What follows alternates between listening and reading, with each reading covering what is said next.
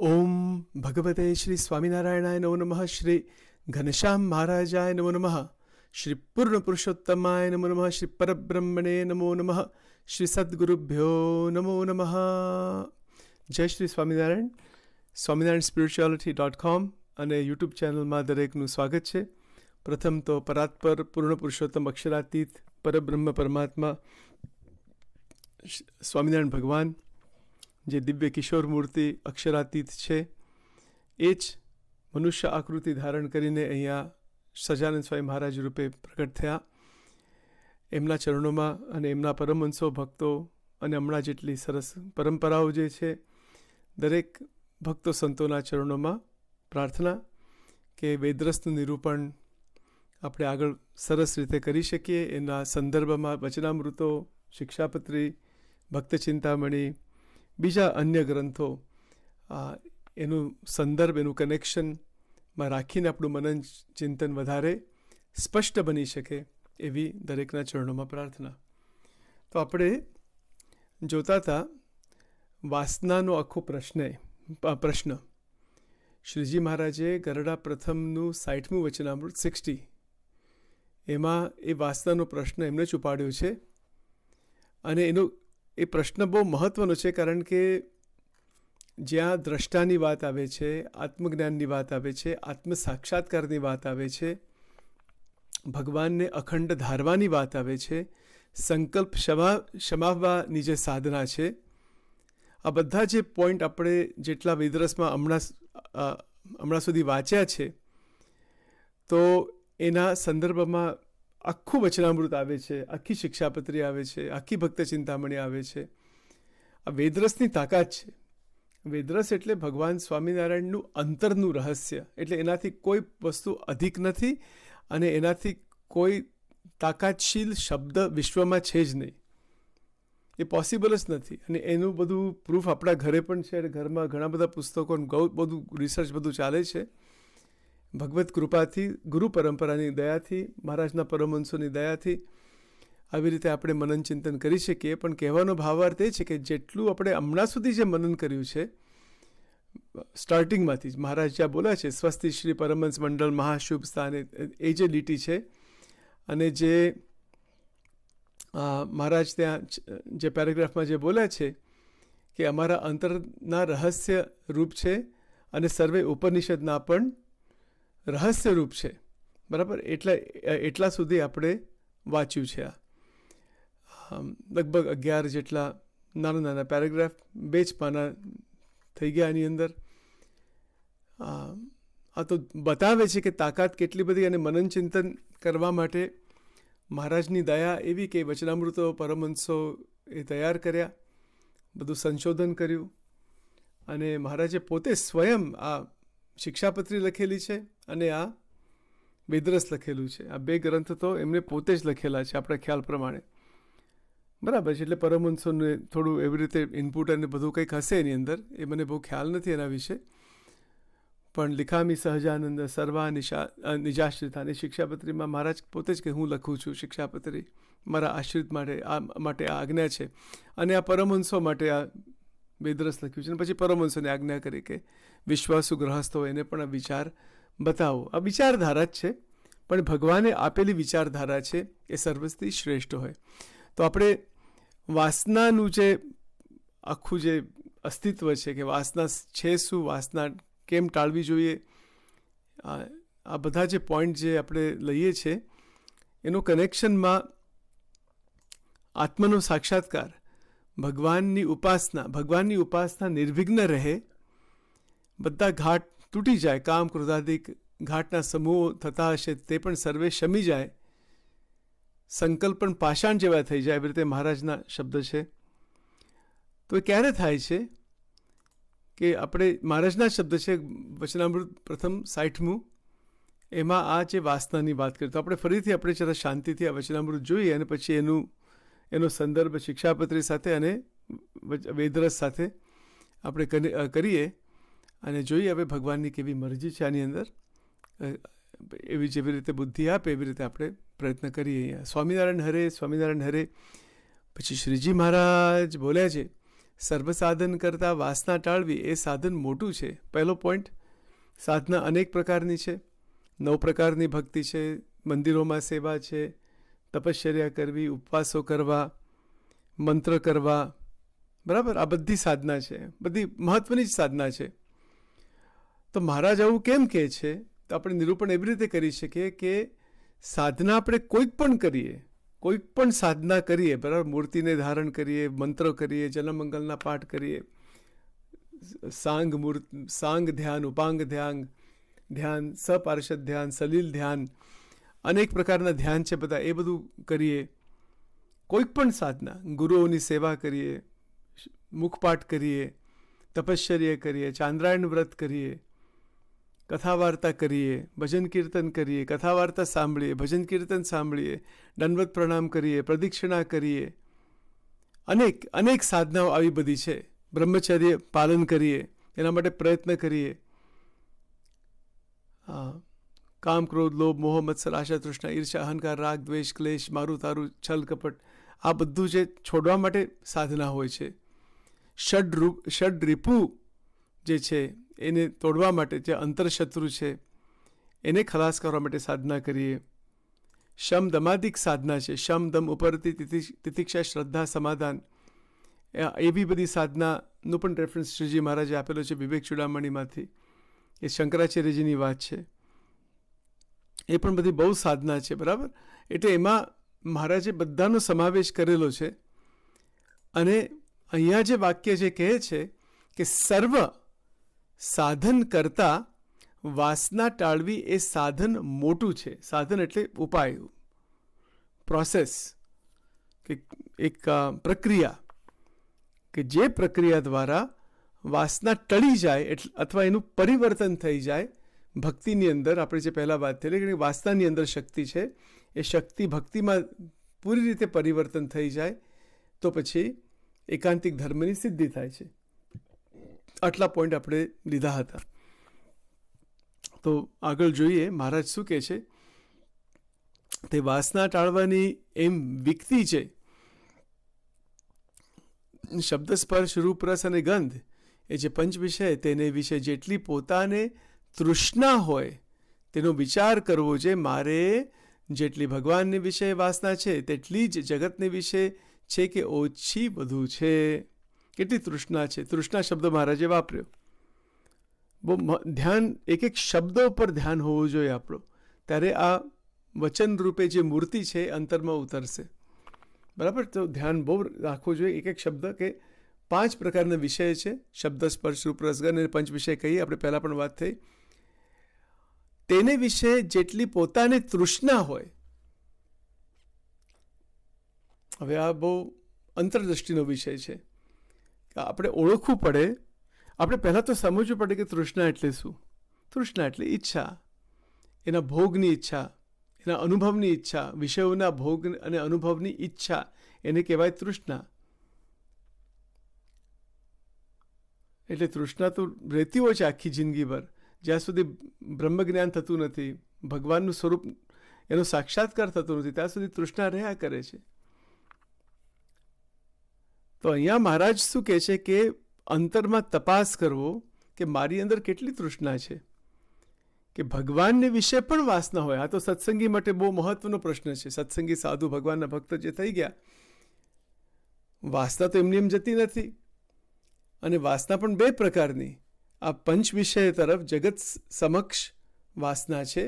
દેહ, કુટુંબ, પરિવાર, જગત, મન, આપણે જે માન, મોટપ, કંચન, કામિની, કીર્તિ, આ બધું જે છે એ એક પ્રકારની વાસના, અસદ વાસના જેને કહેવાય. અને ભગવાનની વિશે વાસના છે એને સદવાસના કહેવાય, અથવા સત વાસના, એને કોમ્બિનેશન કરો એટલે સદવાસના. ભગવાનની વિશે વાસના છે તેટલી જ જગતની વિશે છે કે ઓછી વધુ છે.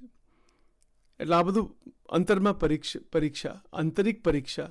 આ તો કોને ખ્યાલ આવે કે આપણા અંતઃકરણમાં કેટલી વાસના શું છે. ભગવાનને પામેલા મોટા પુરુષ એ અંતર્યામી જો હોય તો એમને ખ્યાલ આવી જાય કે શિષ્યમાં શું ચાલે છે. એ તો વાત જુદી છે. પણ એના સિવાય આપણે તો બીજાનું કોઈનું આપણે જોઈ નથી શકતા, પોતાનું જ જોવાનું છે. અને મહારાજની આજ્ઞા અહીંયા એવી છે, એમનો ઉપદેશ એવો છે કે વાસના ટાળવી એ સાધન મોટું છે, અને સર્વ સાધન કરતાં વાસના ટાળવી એ સાધન મોટું છે. એ સાધન એટલે પ્રોસેસ, સાધના, એની જે રીત, એની જે પ્રક્રિયા એ મોટામાં મોટી છે. તો એ બતાવે છે, પોતે જ બતાવે છે કે કેવી રીતે એ કરવું. પહેલાં તો પંચ વિષય સમજવા જોઈએ. શબ્દ, સ્પર્શ, રૂપ, રસગંધ 5 જ્ઞાન ઇન્દ્રિય દ્વારા આ પંચ વિષયનો અનુભવ થતો હોય છે, એટલું આપણે સમજ્યા. પણ એ પંચ વિષયના અનુભવમાં પણ ઉત્તમ, મધ્યમ અને કનિષ્ઠ એ પણ પોઈન્ટ આપણે સમજ્યા પ્રથમના બીજા પ્રમાણે. અને આપણા અનુભવમાં છે કે ઉત્તમ કોટીના વિષયો, મધ્યમ કોટીના અને બહુ કનિષ્ઠ કોટીના વિષયો હોય છે. બધી જ આખા સંસારમાં આવું જ છે. એના બધા બહુ જ દાખલા આપણે આપી શકીએ, પણ આપણે એમાં નથી જતા. હમણાં સમજી લેવું, બરાબર. રેસ્ટોરન્ટ્સ હોય કે આજે ખાવા પીવાની વસ્તુ હોય, 5 ઇન્દ્રિયોનું બધું એવું જ હોય છે કે ઉત્તમ અનુભવ, ઉત્તમ એટલે ભગવાનનો નહીં, એક ભોગનો અનુભવ, પછી મધ્યમ અને કનિષ્ઠ. એટલે જે ઉત્તમ અનુભવમાંથી જે અનુભવ ઉત્તમ કોટીના વિષય પ્રાપ્ત થાય એનો ઉદાસ થકો ભોગ કરે પ્રથમના બીજા પ્રમાણે આપણે જે જોયું, બરાબર. તો પછી ઉત્તમ વૈરાગ્યની વાત છે. એ આખી વાત આપણે પહેલાં કરેલી, એટલે ફરીથી રિપીટ એ વસ્તુ નથી કરતા. એટલે આ બધું સમજવું પડે, સ્ટેપ બાય સ્ટેપ ક્રમશઃ સમજીએ તો આપણા મનમાં મહારાજની વાણી, મહારાજ શું કહેવા માગે છે એ સ્પષ્ટ થઈ જાય. કારણ કે જુદા જુદા વચનામૃતોમાં, શિક્ષાપત્રીમાં જુદી જુદી રીતે, અનેક રીતે બધી વાત થયેલી છે, અને બધી જ વાત એવી કરેલી છે કે સારાંશ રૂપે બધી કરેલી છે. એટલે એને ઉઘાડવી પડે, એનું મનન ચિંતન કરવું પડે, અને એનું કનેક્શન, ઇન ઇંગ્લિશ વી સે ક્રોસ કનેક્શન. એટલે એક વાક્યથી બીજા વાક્ય સાથે, શિક્ષાપત્રી અને વચનામૃત અને વેદરસ અને બીજા ગ્રંથો, એનું જે કનેક્શન જે છે એ જેટલું આપણે કરી શકીએ એટલું મનન ચિંતન સરસ થાય, અને એવી રીતે આપણે વધારે સ્પષ્ટ થાય કે મહારાજને શું કરાવવું છે, એમનો શું મત છે, એમને કયો માર્ગ બતાવ્યો છે, બધું ક્લિયર થઈ જાય. એવી રીતે થોડો ટાઈમ લાગે એના માટે પણ. એટલા માટે આવી રીતે બધી સિરીઝ હમણાં કરી છે વેદરસની. વેદરસમાં કેન્દ્રમાં રાખીને બીજા બધા શાસ્ત્રો એના કનેક્શનમાં આપણે લેવા માટે પ્રયત્ન કરીએ છીએ. તો અહીંયા જો બહુ ક્રમશઃ step by step we should see, આપણે બરાબર ધ્યાન રાખવું જોઈએ. શબ્દ, સ્પર્શ, રૂપ, રસ અને ગંધ એ જે પંચ વિષય, તેને વિશે જેટલી પોતાને તૃષ્ણા હોય તેનો વિચાર કરવો. તેનો વિચાર કરો, તૃષ્ણા ઓળખવી પડે, અને પછી એના ઉપર વિચાર કરો કે મારી અંદર આ તૃષ્ણા કેટલી છે આ 5 વિષયની, કે મારે જેટલી ભગવાનની વિશે વાસના છે તેટલી જ જગતની વિશે છે કે ઓછું વધુ છે. તો પછી બીજો વિચાર કરો કે ભગવાનની વિશે વાસના કેટલી છે. દરેક ભક્તમાં સાધન કાળમાં આ બંને વસ્તુ હોય છે. ભગવાનને વિશે તૃષ્ણા, ભગવાનને વિશે પણ વાસના બંધાણી હોય, ભજન કીર્તન દ્વારા, મંદિરોમાં જવાથી, સેવા કરવાથી, કંઠી ધારણ કરવાથી, તિલક ચાંદલો કરવાથી, પૂજા કરવાથી, આવી રીતે બધું સત્સંગ સંબંધી આહાર જે છે, ગુરુ કૃપા, એવી રીતે કરતાં ભગવાનની વિશે સદવાસના, મહારાજે વાસના શબ્દ વાપર્યો છે, આપણે સમજવું સદવાસના, કારણ કે બધી સારી વાસના છે.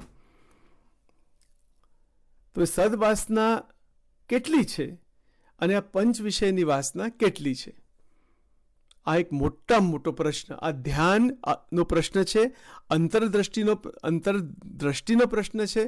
અને જ્યાં સુધી આપણે અંતરદ્રષ્ટિ કરીએ નહીં, ભગવાનની મૂર્તિ આગળ, ઘનશ્યામ મહારાજની જે મૂર્તિ છે, સજાનંદ સ્વામી મહારાજની મૂર્તિ, આપણે જે પ્રિય મૂર્તિ હરિકૃષ્ણ મહારાજની, એમની આગળ બેસીને આ વિચાર કરવાનો છે.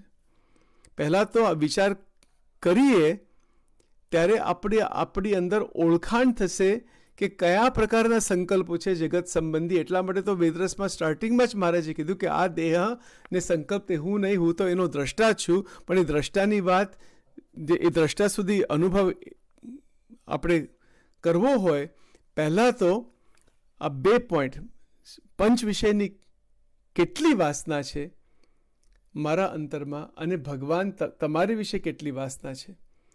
ઘણા ભક્તોના જીવનમાં એવું જ હોય કે બંને વસ્તુ રાખી હોય છે, બંને વસ્તુ ગમતી હોય છે. પાછી મોટાભાગે આવું જ થતું હોય. સત્ય તો વાત એ છે, ગુણાતીતાનંદ સ્વામીની વાતમાં એવી એક વાત છે કે એવા સાધુ સત્સંગી છે કે જે વિષયો ટળે તો રાજી થાય, અને એવા પણ છે કે જે વિષયો વધે તો રાજી થાય.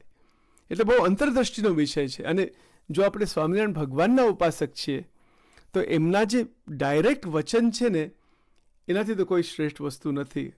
આજ્ઞાના દ્રષ્ટિથી, એમના જે ઉપદેશના દ્રષ્ટિથી, તો એક એક વચન આપણે ધારીએ ત્યારે શું દેખાય છે કે અંતરમાં તપાસ કરવો. મહારાજ શું કહે છે કે અંદરમાં વિચાર કરવો, પોતાને વિચાર કરો કે કેટલી વાસના છે આ બધી.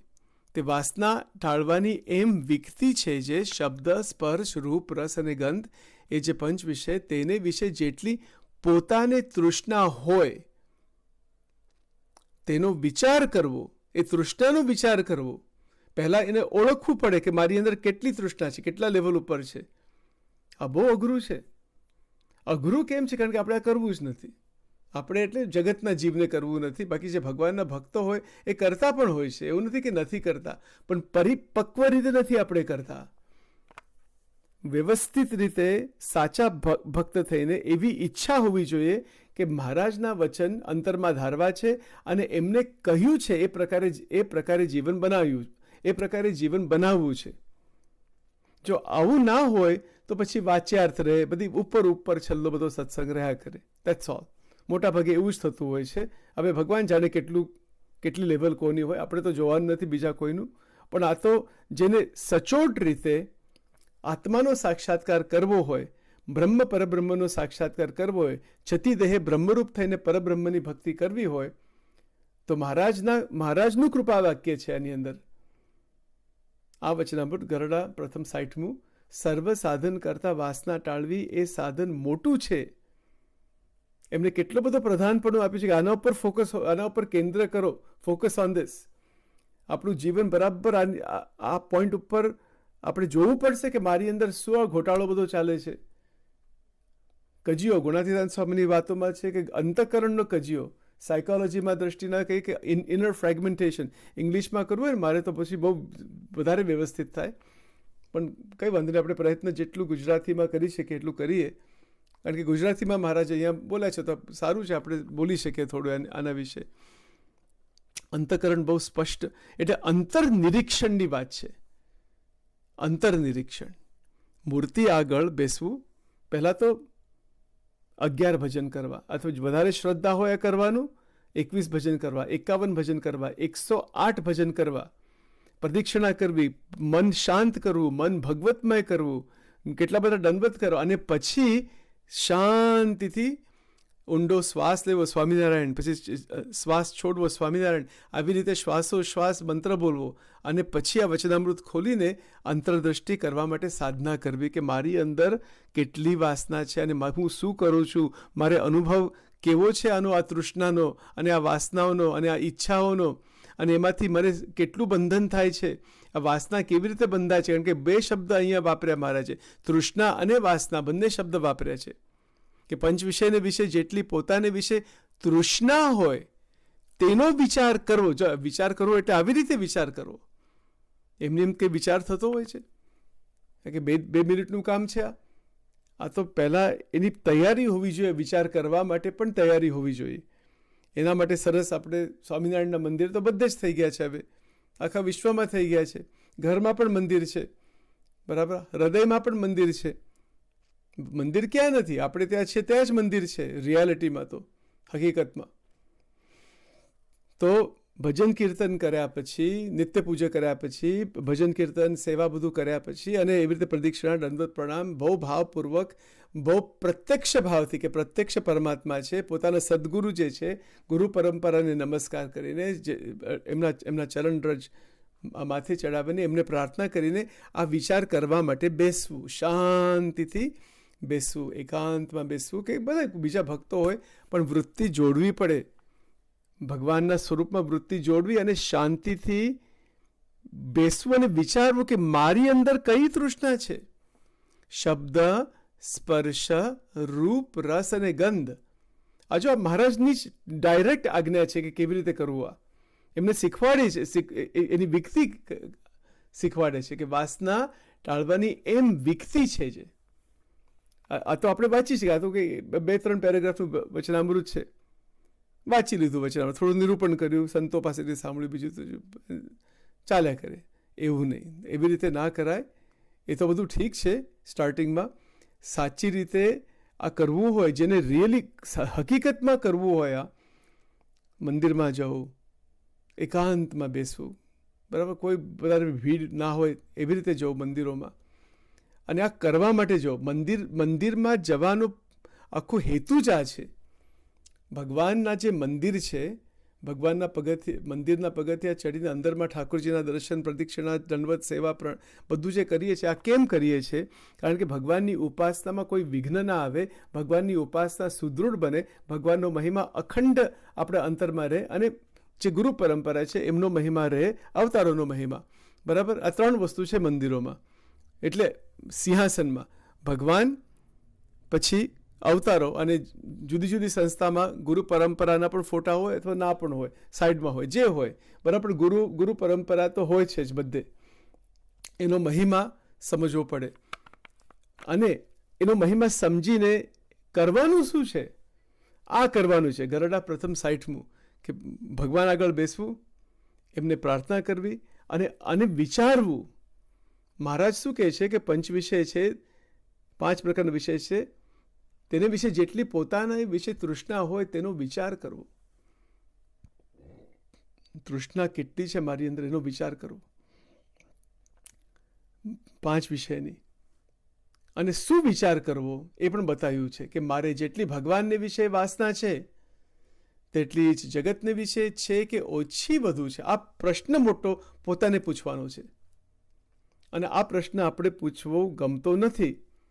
મોટા ભાગે ભગવાનના ભક્તો હોય કે સાધુ હોય તો વાંચી લીધું, થોડું નિરૂપણ કર્યું, થોડું મનન કર્યું, થોડા ભજન કર્યા, અને પણ વાસના તો એમની એમ જ રહી ગઈ. આ જે અસદ વાસના છે, પંચ વિષયની વાસના છે, એ ક્યારે ટળે છે? ત્યારે સચોટ વિચાર, એટલે એટલા ફોકસથી કોન્સન્ટ્રેશન, ફોકસ, એટલે એક ધાર વિચાર આવી રીતે ચાલવો જોઈએ કે મારા અંતરમાં શું ઘોટાળો ચાલે છે આ, અને ભગવાનની વિશે વાસના કેટલી છે. આ બહુ અઘરું છે. આ અઘરું કેમ છે? કારણ કે બહુ સૂક્ષ્મ વાત છે એક દ્રષ્ટિથી, કે સ્થૂળ વસ્તુ નથી. કે અંતઃકરણમાં ભગવાનને વિશે કેટલી વાસના છે અને પંચ વિષયમાં કેટલી વાસના છે, એનું સંતુલન કરવું જોઈએ, કે ઓછું બધું છે કે નહીં. આ કેવી રીતે ખ્યાલ આવે? તો એના માટે જોવું પડે કે આપણા જીવનમાં ક્રિયા કઈ કઈ ચાલે છે. આપણે આંખ દ્વારા, કાન દ્વારા, જીભ દ્વારા, સ્પર્શ દ્વારા કયા પ્રકારની ક્રિયા કરીએ છીએ, બરાબર. એમાંથી આપણે ઘણું ખ્યાલ આવી જાય કે મારી વાસના આવી બધી છે, એટલા માટે કલાકો સુધી આ બધું ટીવી જોવાય કે નેટફ્લિક્સ જોવાય કે બીજું બધું ગાડ નોઝ વોટ, જાતનું બધું, બરાબર. આપણે નિરીક્ષણ કરવું જોઈએ કે છેલ્લા અઠવાડિયામાં આપણે ભગવાન સંબંધી વિચાર કેટલો કર્યો, ભગવાન સંબંધી સાધના કેટલી કરી, ભગવાન સંબંધી વાસના કેટલી છે, એવી રીતે ખ્યાલ આવશે. એટલે આ તપાસ કરવો કે છેલ્લા 1 મહિનામાં, છેલ્લા અઠવાડિયામાં કેવી રીતે ક્રિયા થઈ છે, અને હમણાં શું કરું છું. મંદિરોમાં ઘણા આપણે જતા હોઈએ છીએ ત્યારે તો બધું દિવ્ય જ હોય છે, એમાં તો કોઈ પ્રશ્ન નથી હોતો સામાન્ય રીતે. પણ જ્યારે મંદિરોમાંથી બહાર નીકળીએ ત્યારે બધો પ્રશ્ન ચાલુ થઈ જાય. આ વાસનાનો પ્રશ્ન મોટો પ્રશ્ન છે. તો મહારાજની આજ્ઞા શું છે આની અંદર, કે ભગવાનને વિશે વાસના કેટલી છે અને કેટલા અને લેવલ ઉપર છે પંચ વિષયમાં. આનું નિરીક્ષણ ક્રિયાથી થતું હોય છે. આપણું મન કેટલું ભગવાનમય આસક્ત થયું છે અને વિષયોમાં પણ ફર્યા કરે છે કે નહીં, આ બધું અંતરમાં જોવું પડે. તેની પરીક્ષા કરવી. એટલે મહારાજ કહે છે આની પરીક્ષા, જો પરીક્ષા શબ્દ વાપર્યો, પરીક્ષા કે એનો અર્થ શું છે કે વ્યવસ્થિત રીતે, સચોટ રીતે, કોઈ પણ ખોટા પોતાના અહંકારના પક્ષ વગર, અનબાયસ્ડ, ઇન ઇંગ્લિશ વિશે અનબાયસ્ડ પરસેપ્શન, એ તેની પરીક્ષા કરવી. આના માટે સમય કાઢવો પડે. આ એક દિવસનું કામ નથી. 1 મિનિટનું કામ નથી કે 5 મિનિટનું કામ નથી કે થોડા દંડવત કર્યા, થોડી પરીક્ષણા કરી, આપણું મન ફર્યા જ કરે છે વિષયોમાં, પૈસામાં અને આસક્તિમાં અને જાત જાતના બધા આ જગતનું પ્રધાનપણું મટતું જ નથી અંતના બીજા પ્રમાણે, બરાબર. કે જેને ખરેખર સાક્ષાત્કાર કરવો હોય એના માટે આપણે આ વેદરસનું નિરૂપણ લીધું છે. એના કનેક્શનમાં, એના સપોર્ટમાં બધા વચનામૃતન બધું આવશે એની અંદર. બાકી સામાન્ય રીતે બધું સત્સંગ ચાલ્યા કરે, મંદિરો પણ થાય, સંતો પણ થાય, જાત જાતનું બધું થાય, પણ અંતઃકરણની અંદર આ સ્થિતિ ના થાય. આ સ્થિતિ જેને કરવી હોય, બીજું બધું સાઈડમાં મૂકીને બીજાના તો અવગુણ લેવાના જ, બીજા સામું જોવાનું જ નથી, પોતા સામું જ જોઈને ભગવાન સાથે જોડાણ. અને એ જોડાણમાં પોતાના જે સદગુરુ છે, મોટા પુરુષ છે, એકાંતિક ધર્મ જેને સિદ્ધ થયો છે, એમની ચરણ રજ લેવી, એમને પ્રાર્થના કરવી. આમ વ્યક્તિગત રીતે પ્રાર્થના કરવી, એવી રીતે ના હોય તો પત્ર લખીને, એવું ના હોય તો પછી એમનો ફોટો હોય તો એવી રીતે. આમ તો ગુણાતીતાનંદ સ્વામી, ગોપાળાનંદ સ્વામી, બ્રહ્માનંદ સ્વામી, મુક્તાનંદ સ્વામી, એ તો મહારાજના પરમહંસોને પ્રાર્થના કરવી, એમના બધા નામ લેવા, ઘણું બધું છે, બરાબર. આ બધી સાધના છે જે સાચા ભક્ત બને છે, જેને ખરેખર આ બહાર નીકળવું છે આ વાસનાના વંટોળામાંથી, બરાબર. કારણ કે મહારાજે કૃપા કરીને કૃપા વાક્ય બોલ્યા છે કે સાધના તો બધા કરીએ છીએ, સાધન પણ અનંત પ્રકારના છે, પણ જે વાસનાથી બહાર નીકળી શકીએ, વાસના ટાળવી, એ સાધન મોટું છે, એ મોટું સાધન. કારણ કે એમ પછી આપણે આત્મા સુધી પહોંચી શકીએ. હું બ્રહ્મ છું, હું દિવ્ય છું, આપણે આત્મજ્ઞાનમાં આવી જઈએ. અને એ આત્મજ્ઞાનમાં આવીને ભગવાનની ઉપાસનામાં કોઈ વિઘ્ન નથી આવતો, એટલા માટે છે. અમેઝિંગ વાત છે, બહુ અદ્ભુત વાત છે. તો મહારાજ શું કહે છે? એની પરીક્ષા કરવી. એટલે આટલું. હવે પરીક્ષા કરવા માટે સમય કાઢો, ક્રિયા કેવી થાય છે, નિરીક્ષણ કરવું, જાણપણું આવવું જોઈએ, ભગવાનને પ્રાર્થના કરવી કે તમે મને બતાવો કે મારી અંદર ખામી ક્યાં છે, ને પછી એ આપણે ખામી ટાળવાની છે, બરાબર. એટલે 5 ઇન્દ્રિયોની પછી હવે વાત મહારાજ કરે છે. સ્વામિનારાયણ હરે ને જેટલી ભગવાનની વાત સાંભળવામાં શ્રોત્ર ઇન્દ્રિય લોભાતી હોય, ફરીથી વાંચું, ને જેટલી ભગવાનની વાત સાંભળવામાં શ્રોત્ર ઇન્દ્રિય લોભાતી હોય, તેટલી જ જગતની વાત સાંભળવામાં લોભાતી હોય, તો એમ જાણવું છે ભગવાનમાં અને જગતમાં બરોબર વાસના છે. એટલે ઇક્વલ લેવલ ઉપર આવી ગયું ને. આ શ્રોત્ર ઇન્દ્રિયની અહીંયા વાત કરેલી છે. કથા વાર્તા, ભજન, કીર્તન. આ શ્રોત્ર એટલે આપણા કાન દ્વારા ભગવાન સંબંધી જે વાતો છે, ભગવાનની વાત જે છે, એમાં એ સાંભળવામાં લોભાતી હોય. કેવળ અહીંયા લોભ શબ્દ વાપર્યો. કેટલી લોભાય છે કે મને આમ રહેવાતું ના હોય. કથા વાર્તા દ્વારા, ભજન કીર્તન દ્વારા એવી એક સ્થિતિ છે, એવો એક અનુભવ છે કે ભગવાનની અંદર જ આપણે રહેવું છે. મારે હરિભજનમાં રહેવું છે, એક નામ શ્રીજીનું લેવું છે, બરાબર. એટલે આ જે અહીંયા જે મહારાજના શબ્દ છે કે જગતની વાત સાંભળવામાં પણ લોભાતી હોય, શ્રોત્ર ઇન્દ્રિય. અને જો ઇક્વલ લેવલ ઉપર, એટલે મહારાજ બતાવે છે કે કેવી રીતે પરીક્ષણ કરવું, કેવી રીતે પરીક્ષા કરવી, નિરીક્ષણ કરવું, અંતરદ્રષ્ટિ કરવી, આ શ્રોત્ર ઇન્દ્રિય. અને આ પ્રકારની જે પરીક્ષા નિરંતર કર્યા કરવી. મંદિરમાં હોય કે ના હોય, ગમે ત્યાં હોઈએ, બરાબર. આપ નિરંતર આવી રીતે જોવું જોઈએ કે મારા કાન ક્યાં જાય છે, મારી આંખ ક્યાં જાય છે, મારું નાક ક્યાં જાય છે. આવી રીતે બધા 5 છે.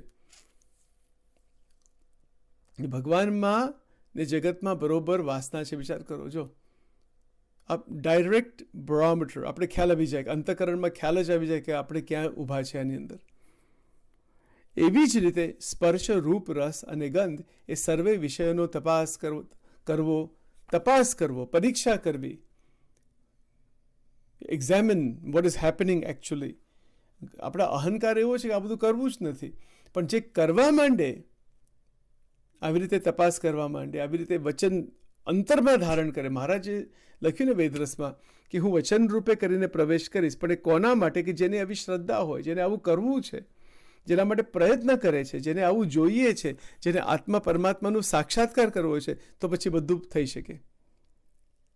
અને અહીંયા જે ટેકનિક બતાવેલી છે, ટેકનોલોજી બતાવેલી છે કે શ્રોત્ર ઇન્દ્રિય લોભાતી હોય વિષયોમાં, ધ્યાન રાખવું, બધું વ્યવસ્થિત ધ્યાન રાખવું. અને જો ધ્યાન ના રાખીએ તો મોટો ઘોટાળો થાય અને અંતઃકરણ ભ્રષ્ટ થઈ જાય છે.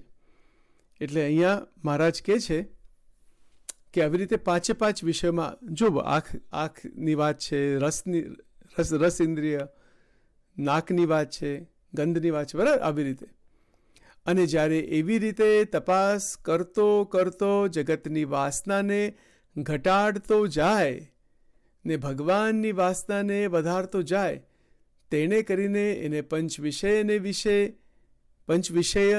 વિશે સમબુદ્ધિ થઈ જાય છે, સમબુદ્ધિ થઈ જાય છે. એટલે આ સ્થિતિમાં આવવું પડશે. આ સમત્વ સ્થિતિ છે, સમબુદ્ધિ. સારા વિષયો હોય, નરસા વિષયો હોય, આકર્ષિત વિષય હોય કે એકદમ બહુ સામાન્ય વિષય, બધા વિષયોમાં, વિષય એટલે શબ્દ, સ્પર્શ, રૂપ, રસ, ગંધ, એમાં સમબુદ્ધિ થઈ જાય. સમલોષ્ટાશ્મ કાંચન, રૂપાન સ્ત્રી, બાલકી, બાલક સ્ત્રી, વૃદ્ધ સ્ત્રી, બધી સમભાષે. આવી ગુણાતીતાન સ્વામીની વાત છે. સ્ત્રી માટે પુરુષ, બરાબર. આવી રીતે એટલે સ્ત્રી, ધન, માન, મોટવા, બધામાંથી એ કોઈ પ્રકારનો લોચો ના રહે, બિલકુલ નહીં. અને મહારાજ કહે છે કે પાંચે પાંચ વિષયોમાં સમત્વ આવી જાય. જો પહેલાં જે વેદરસમાં જે લખ્યું કે ઘોર સુષુપ્તિ વર્તે છે, ઘોર સુષુપ્તિ જાગ્રત અવસ્થાની અંદર વર્તે છે. તો જાગ્રત અવસ્થાની અંદર જે ઘોર સુષુપ્તિ વર્તે છે એ ક્યારે વર્તે? જ્યારે આવું સમત્વ આવી જાય ત્યારે. બાકી એ ના થાય, બાકી એ થાય જ નહીં. એટલા માટે વેદરસની જે તાકાત જે છે, જે લેવલ જે છે આખી, એ સાક્ષાત્કારની ભૂમિકા ઉપરથી મહારાજ બોલ્યા છે અને એ બતાવે છે ત્યાં વ્યવસ્થિત રીતે કે થાય છે શું, કે ઘોર સુષુપ્તિ, કે જાગ્રત વિશે ઘોર સુષુપ્તિ વર્તે છે, તેને કરીને આ દેહ શૂન્ય થઈ જાય છે. એટલે દેહ ઉપર નહીં, કે દેહ આખું શૂન્ય ભાવમાં આવી જાય. કારણ કે પંચ વિષયમાં સમત્વ આવી ગયું. એટલે બધી જે અંતઃકરણમાં જે શક્તિ છે એ એવી ને એવી જ રહે છે, એ ભક્તિમાં આવી જાય. અને અંતઃકરણની અંદર ધર્મ, જ્ઞાન, વૈરાગ્ય અને ભક્તિ, ચારે ચાર ગુણો જે છે એ પરિપક્વ અવસ્થામાં આવી જાય છે. આ સમત્વ થઈ જાય. કારણ કે ભગવાનની અંદર જેમ જેમ જેમ ઈચ્છા, ભગવાન સંબંધી ઈચ્છા વધતી જાય, વધારે મંત્ર, વધારે સ્તોત્ર, વધારે મંદિરોમાં જવું, વધારે ભગવાન સાથે કનેક્શન વધતું જ જાય છે, ત્યારે શું થાય છે કે ધર્મ, જે સદાચાર જે છે, આપણે જે પહેલાં વાત થયેલી શિક્ષાપત્રી શ્લોક 103, 103, એ તો ધર્મ એટલા સચોટ રીતે આવી જાય છે. એટલે અધર્મ તો થાય જ નહીં, એ પોસિબલ જ નથી. આ એક પોઈન્ટ. કારણ કે એમાં પછી વિક્ષેપ છે, બધા ભક્તિમાં વિક્ષેપ છે, બરાબર. અને જે ભગવાનની વિશે મહાત્મ જ્ઞાનથી સ્નેહ, મહાત્મ જ્ઞાને સહિત જે ઘણો સ્નેહ, એ સ્નેહની વૃદ્ધિ થાય છે. એટલે ભગવાનની વિશે જે પ્રેમ છે એ એટલું બધું વધી જાય છે. ને આપણા પાસે તો હવે તો સાધન એવા બધા બનાવે છે, ને એટલી બધી જુદી જુદી સંસ્થાઓએ બધા કીર્તનો, બધા પરમહંસોના મૂક્યા છે, યુટ્યુબમાં જ મૂક્યા છે, એમના વેબસાઇટમાં કે યુટ્યુબમાં બહુ સંસ્થાઓ છે બધી. આ બધી કૃપા છે, દિવ્ય કૃપા છે. આપણે તો હવે ગમે ત્યાં હોય તો પણ ભજન, કીર્તન, કથા, વાર્તા બધું આપણે મળતું જ જાય છે. તો એ સ્નેહ વધતો જાય. કારણ કે પંચ વિષયની અંદર જે સ્નેહ છે, કુસંગ છે, રાગ, દ્વેષ, અહમ, મમત્વ, આ બધું જે છે, એમાંથી વૃત્તિ આપણે ખેંચીએ છીએ. એટલે જ્ઞાન યજ્ઞ, યોગ યજ્ઞ કરતાં કરતાં વૃત્તિ બધી સ્થિર થઈ જાય છે, સ્થિર થઈ જાય, પવિત્ર બની જાય. પંચ વિષયના જે ઘાટ છે એ બધા ઓછા થઈ જાય, પછી બંધ જ થઈ જાય.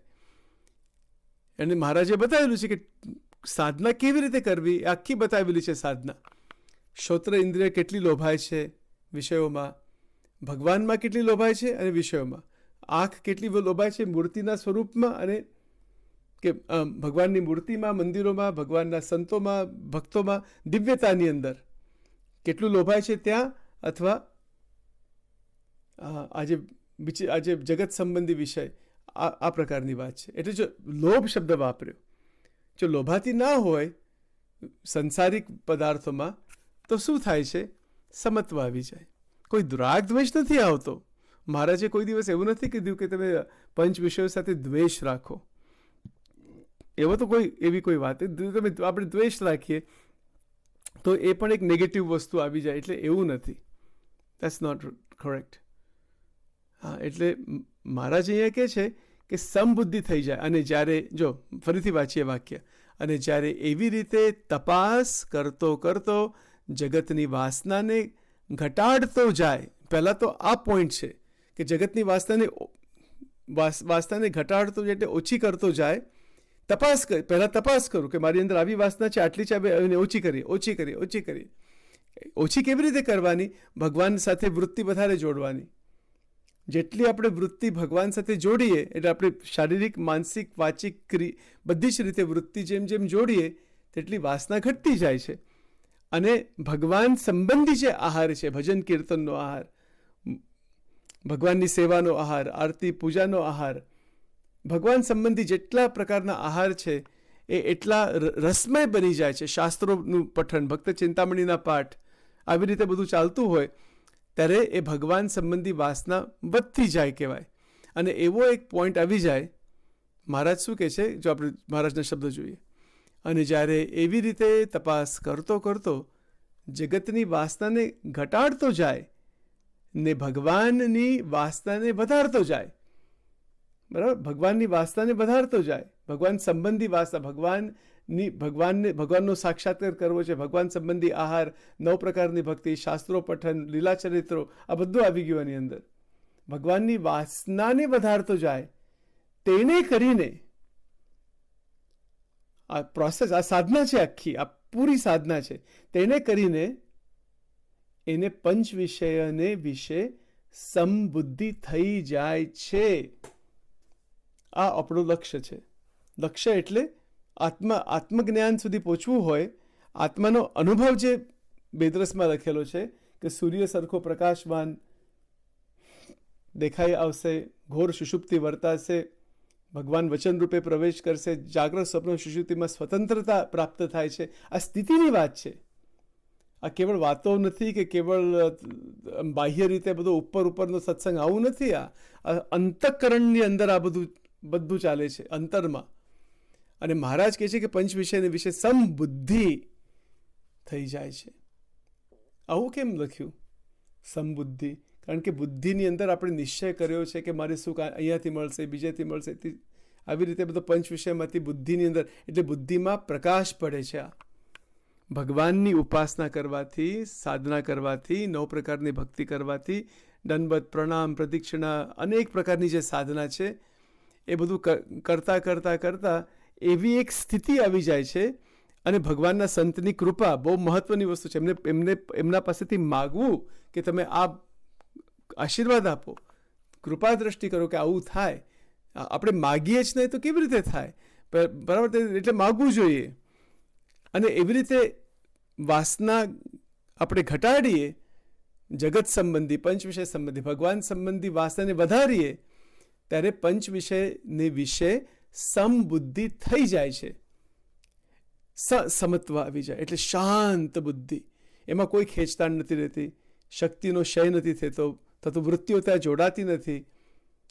બરાબર, એટલે સમત્વ. સામાન્ય રીતે ગ્રહણ બધું થતું હોય છે, પણ એમાં કોઈ પ્રકારની વાસના નથી રહેતી, એમાં કોઈ પ્રકારનું રાગદ્વેષ નથી રહેતો.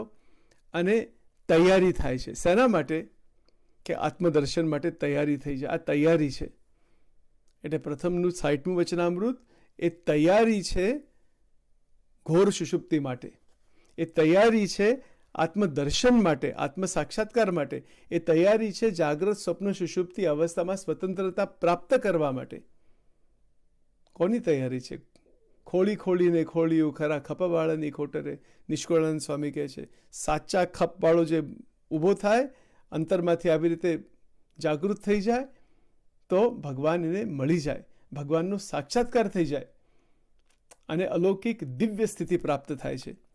બરાબર, એટલે જો સ્ટેપ બાય સ્ટેપ ક્રમશઃ સમબુદ્ધિ, મારી સમબુદ્ધિ છે કે નહીં એવી રીતે પણ વિચારું કે કેટલી આ બુદ્ધિ ક્યાંક આખી ફર્યા કરે છે. મુક્તાનંદ સ્વામીનો પણ પ્રશ્ન જે છે, મનોમય ચક્રની ધારા, એની પણ વાત છે. જ્યાં કુંઠિત થઈ જાય એટલે શાંત પડી જાય મનોમય ચક્ર.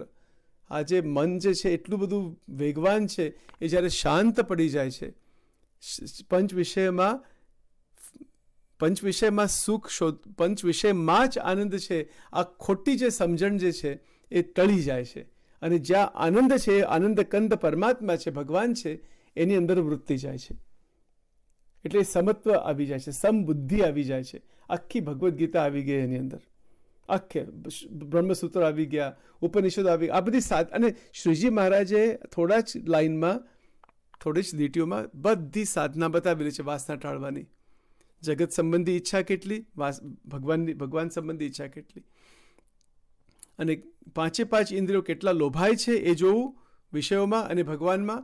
અને પછી સચોટ રીતે પોતાની ઈચ્છાથી, કારણ કે પોતાને મુક્ત થવું છે, તો પછી એવી રીતે જગત સંબંધી વાસના છે, જગતની વાસનાને ઘટાડતો જાય. કારણ કે પ્રયત્ન આ પુરુષાર્થ છે બધો આ, અને ભગવાનની વાસનાને વધારતો જાય. આ કોને કરવાનું છે? પોતાને જ કરવાનું છે. હમણાં હું બોલું છું, સચિન બોલે છે, ભક્ત બોલે છે, તો એ આપણે કરીએ જ નહીં તો પછી વચનામૃતની લીટીઓ વચનામૃતમાં જ રહી જાય. એ લીટી અંદરમાં આવવી જોઈએ. એ જ તો પોઈન્ટ મહારાજે લખ્યું ને, કે આ જે વચન અમે જે લખ્યા છે, જે બોલીએ છીએ, એ અમે કૃપા કરીને અંતઃકરણમાં, હૃદયમાં પ્રવેશ કરીશું. જો, અને હું પણ તે ઉપર કૃપા કરીશ અને વચન રૂપે કરીને તેના હૃદયને વિશે પ્રવેશ કરીને આત્મજ્ઞાન સંબંધી વિચારને પ્રકાશ કરીશ. જો આત્મજ્ઞાન સંબંધી વિચાર જે છે અહીંયા આવી ગયો. કયો વિચાર છે આત્મજ્ઞાન સંબંધી વિચાર? કે સમબુદ્ધિ સુધી આપણે પહોંચવું છે, એવી સ્થિતિમાં જવું છે. એવી સ્થિતિ ક્યારે થાય? તો એની બધી પ્રક્રિયા આપણે હમણાં સુધી જોઈ પ્રથમના સાઇટમાં વચનામૃતમાં. આ ભગવત કૃપા, બરાબર? એટલે સમબુદ્ધિ થઈ જાય. અને મહારાજ આગળ કહે છે, સ્વામિનારાયણ હરે, ને સમબુદ્ધિ થયા પછી, સમબુદ્ધિ જો થઈ જાય તો પછી શું થાય છે? કેવું જીવન? પછી નિંદા ને સ્તુતિ સરખા લાગે. કોઈ નિંદા કરે, સ્તુતિ કરે, કોઈ થૂકે આપણા પર, કોઈ ચંદન ચર્ચા કરે, કોઈ સચિનને કહે કે તું તો બહુ મોટો એકાંતિક છે, કોઈ કહેતો તું તારા જેવો કોઈ અજ્ઞાની મૂર્ખ નથી, અને ગાળો દે. સમત્વ રહ્યા કરે. તુલ્ય નિંદા સ્તુતિર્મૌની સંતુષ્ટ એને કેનચિત અનિકેત સ્થિરમતિ ભક્તિમાન મેં પ્રિયો ન રહ. બરાબર? આ ભગવદ્ ગીતાનો શ્લોક છે. તુલ્ય ભાવ એટલે મહારાજ અહીંયા બતાવે છે કે આ સ્થિતિ ઉપર મહારાજનો તાન એના ઉપર છે કે સ્થિતિ ઉપર તાન છે, કે તલ માત્ર કસર રહેવા દેવી નથી, અને એકાંતિક ધર્મની સ્થિતિ પ્રાપ્ત એમને કરાવી છે. Bottom line, that is the bottom line.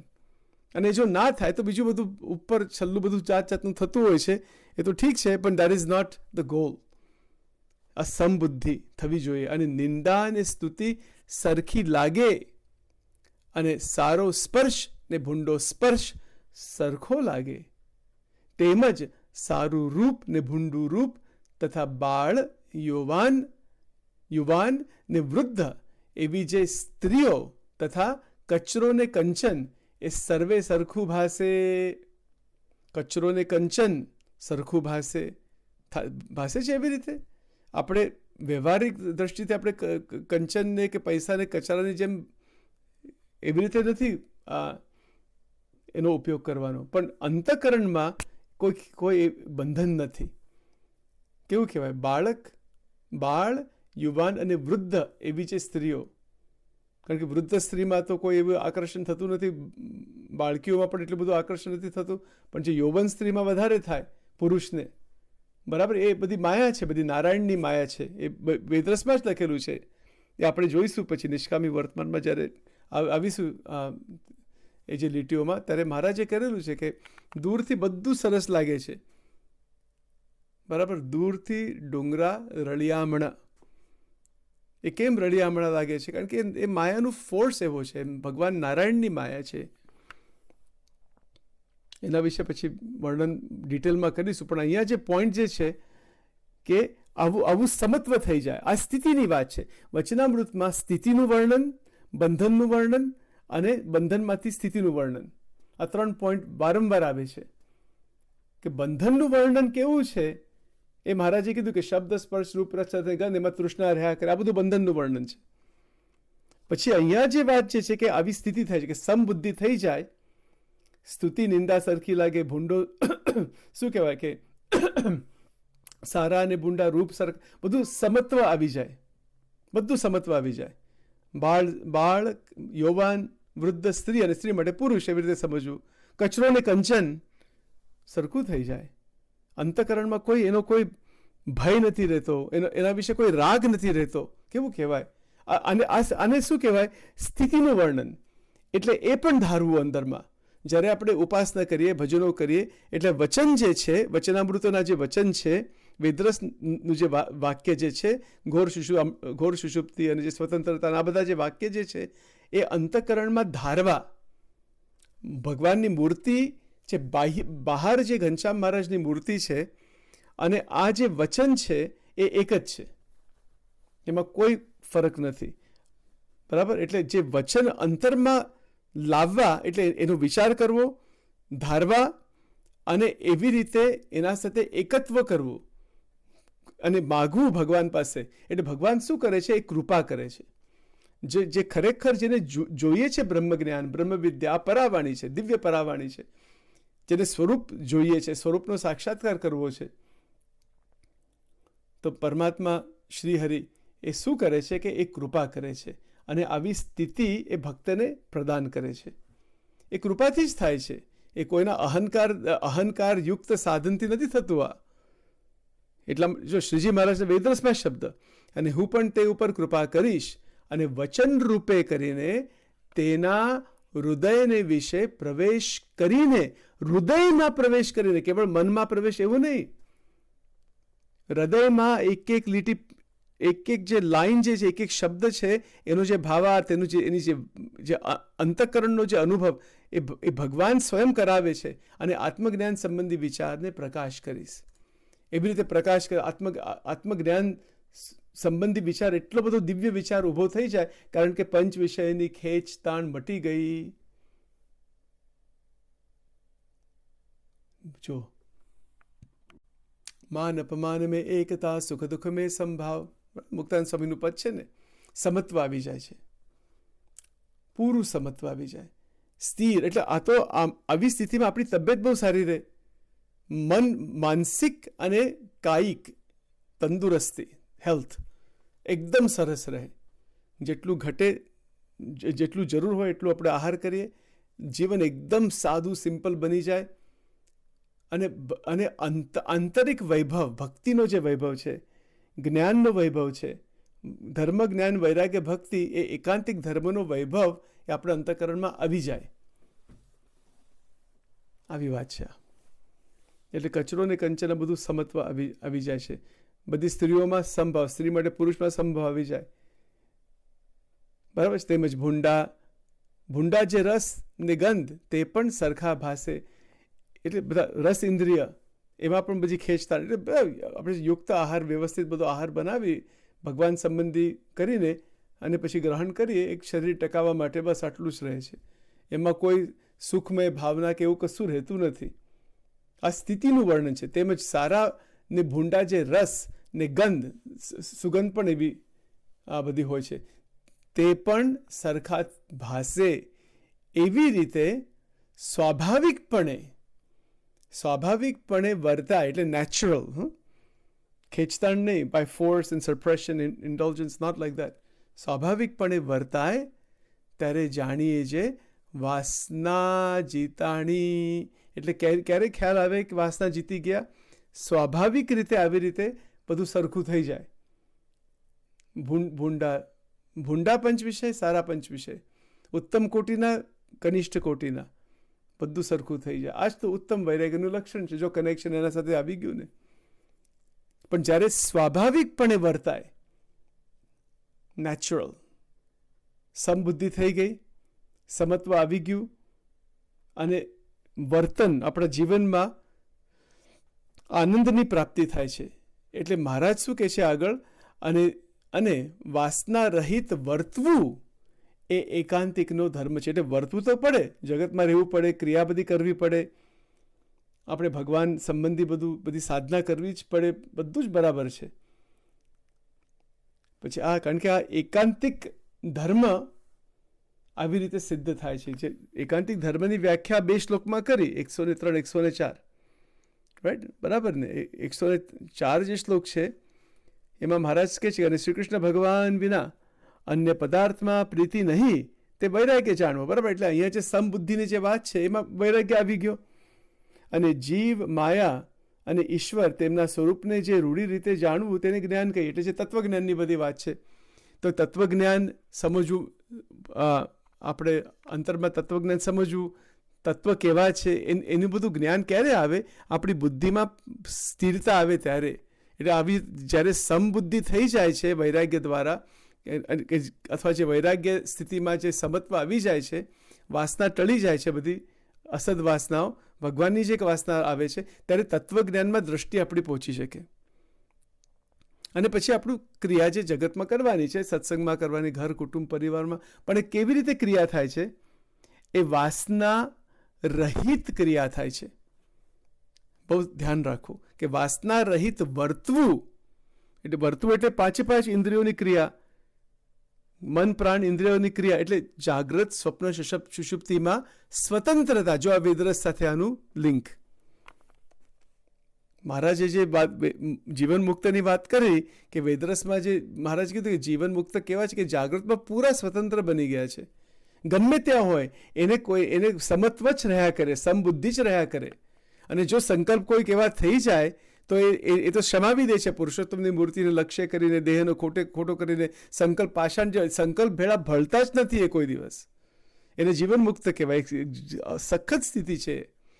એટલે વાસના રહિત વર્તવું એટલે જીવન મુક્તની સ્થિતિ છે. વાસના રહિત વર્તવું એ જ એકાંતિકનો ધર્મ છે. અને વાસના જરાક રહી જાય તો સમાધિવાળો હોય અને નાડી પ્રાણ તણાતા હોય તો પણ વાસના સમાધિમાંથી પાછો ખેંચી લાવે છે. ફરીથી વાંચું છું, બહુ અગત્યનું વાક્ય છે આ. અને વાસના જરાક રહી જાય, જો થોડી પણ ખાવા પીવાની, બીજું ત્રીજું બધું રહી જાય તો શું થાય છે? તો જો સમાધિમાં પણ કોઈક જઈ શકે, તો સમાધિવાળો હોય, તે સમાધિવાળો એવો કોઈક ભક્ત, મુક્ત, એવો કોઈક મહાન ભક્ત હોય જે સમાધિમાં જઈ શકતો હોય, નાડી પ્રાણ તણાતા હોય, એટલે બધો નાડી અને પ્રાણ બધું સંતુલનમાં રાખીને અને બધું શ્વાસ રોકીને અને બધી જે પ્રાણાયામની જે સાધના છે, અષ્ટાંગ યોગની સાધના, એવી રીતે કરતાં એ સમાધિમાં જઈ શકે. પણ કંઈક થોડી વાસના રહી ગઈ હોય તો શું થાય છે? તોય પણ વાસના સમાધિમાંથી પાછો ખેંચી લાવે છે. કોઈક થોડી પણ વાસના સમાધિમાંથી પાછો એટલે અહીંયા શું આવું કેમ લખ્યું મહારાજે? કારણ કે મહારાજના વખતમાં સમાધિ બહુ થતી હતી. મહારાજ કૃપા સમાધિ કરાવતા હતા. આપણે ભક્ત ચિંતામણી પ્રકરણ 49, કોઈક પર એના વિશે પણ આપણે વાત કરીશું. એ બધી કૃપા સમાધિ મહારાજ કરાવતા. ભગવાન રામના દર્શન, ભગવાન કૃષ્ણના દર્શન, શિવના દર્શન, માતાજીના દર્શન, તીર્થંકરોના દર્શન, પૈગંબરોના દર્શન, હનુમાનના દર્શન, બધા જ દેવોના દર્શન, અવતારના દર્શન મહારાજ કરાવતા. એ કૃપા સમાધિ. અને અહીંયા જે સમાધિની વાત છે એ કોઈક સાધના દ્વારા, જે અષ્ટાંગ યોગ દ્વારા, ભલે ભગવાનની ઉપાસના બધું જ કરતા હોય પણ વાસના રહી ગઈ હોય, તો વાસના રહી ગઈ હોય તો પણ સમાધિમાંથી ખેંચીને ફરીથી ત્રણ અવસ્થામાં ફરીથી આવીને જે સ્વતંત્રપણું, જે જીવન મુક્તનું જે છે એ જીવન મુક્તનું જે સ્વતંત્રપણું રહેતું નથી અને કંઈક બંધનમાં આવી જાય છે. આવા પણ બહુ પ્રસંગો છે સત્સંગમાં, બહુ જ છે બધા. એટલે મહારાજ અહીંયા શું બતાવે છે કે વાસના જરાક, બહુ મોટી વાસના એવું જરાક, થોડી જ વાસના વિષયોની બધી જગત સંબંધી વાસના જરાક રહી જાય તો સમાધિવાળો હોય અને નાડી પ્રાણ તણાતો હોય તોય પણ વાસના સમાધિમાંથી પાછો ખેંચી લાવે છે. સમાધિમાંથી. માટે વાસના ટાળે એ જ એકાંતિક ભક્ત છે. જો એ જ એકાંતિક ભક્ત છે. હવે આટલા પોઈન્ટ આવી ગયા. એકાંતિક ભક્ત કોને કહેવાય? વાસના ટાળે એકાંતિક ધર્મ સમજે. પહેલાં શિક્ષાપત્રી શ્લોકમાં 103 104 એમાં વ્યાખ્યા જે છે ધર્મજ્ઞાન વૈરાગ્ય ભક્તિની, ચારે ચાર બરાબર સમજી શકે, અંતરમાં લાવવી. પછી આ જે પ્રોસેસ બતાવેલી છે, શબ્દ સ્પર્શ રૂપ રસ ગંધ જે રમણીય હોય સામાન્ય હોય એ બધામાં સમત્વ આવી જાય.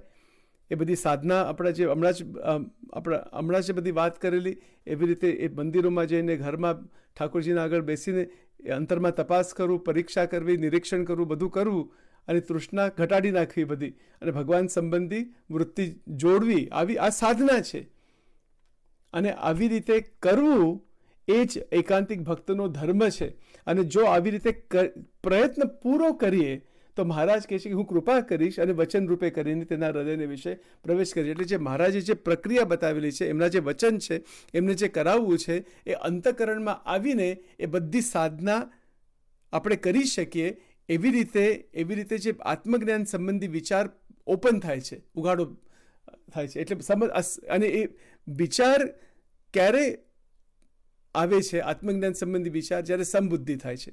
આ સમબુદ્ધિ થયા વગર આ આત્મજ્ઞાન સંબંધી વિચાર આવવાનો જ નથી, કશું જ નથી આવવાનું. એ તો એટલે એમાં શું થઈ જાય, મન ચક્કરમાં જ ફર્યા કરે. પંચ વિષયની વાસના, ભગવાનની પણ વાસના. એટલે જે આત્માનું દર્શન નહીં થાય એની અંદર, કશું જ થવાનું નથી. એટલે સંસ્કાર થાય તો બધું બરાબર છે, પુણ્ય થાય, સંસ્કાર થાય, બધું બરાબર છે. પણ જે આત્માનું દર્શન છે એ નહીં થાય. આત્મદર્શન માટે અને ભગવાનનું જે સાક્ષાત્કાર દર્શન છે એમાં સત્પુરુષને વિશે દ્રઢ પ્રીતિ, જેને સ્થિતિ થઈ ગઈ છે એની જ વાત પછી મહારાજ કરશે. એટલે જે સત્પુરુષને વિશે દ્રઢ પ્રીતિ કેમ લખી? કારણ કે એમાં સંતના ગુણ છે, એમનામાં ધર્મ જ્ઞાન વૈરાગ્ય ભક્તિના ગુણ છે.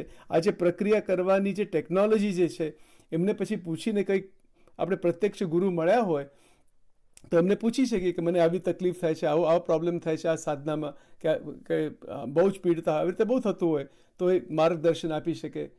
બરાબર. એટલા માટે પ્રત્યક્ષ ગુરુનો મહિમા એટલા માટે છે. આવા બધા ઘણા બધા પોઈન્ટ્સ છે. કેટલી બધી સરસ વાત, કેટલી સચોટ વાત છે. અને સાધના સંપૂર્ણ બતાવેલી છે મહારાજને વાસના ટાળવાની. આનાથી કોઈ બાકી જ નથી રાખ્યું. સમબુદ્ધિ આપણો ગોલ છે.